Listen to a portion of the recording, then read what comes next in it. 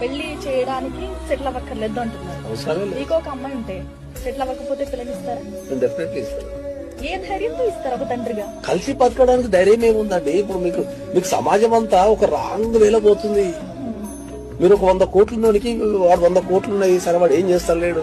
ఒక 100 కోట్లు ఉన్నాయి, 100 కోట్లున్న ఒక వ్యక్తికి మీరు పిల్లనిచ్చి పెళ్లి చేశారు. పెళ్లి టైంలో 100 కోట్లు ఉన్నాయి అనుకుందాం.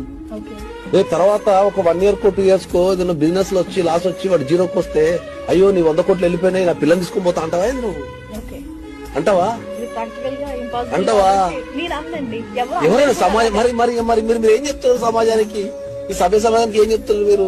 ఆడపిల్లలకైనా మగ పిల్లలకైనా నేర్పాల్సింది ఏంది? ఒక వ్యక్తితో ఎట్లా కలిసి ఉండాలా, ఒక వ్యక్తిని ఎట్లా కాపాడుకోవాలా. నీకు పైసలున్నా పైసలు లేకపోయినా, కెరీర్ సెటిల్ అయినా సెటిల్ కాకపోయినా నువ్వు ఎట్లా కాపాడుకోవాలని నేర్పాలి. కానీ నేను సెటిల్ అయితే పెళ్లినిస్తా. నేను వ్యక్తి గుణాలే చూస్తా, నేను ఆస్తులు ఏం చూడండి.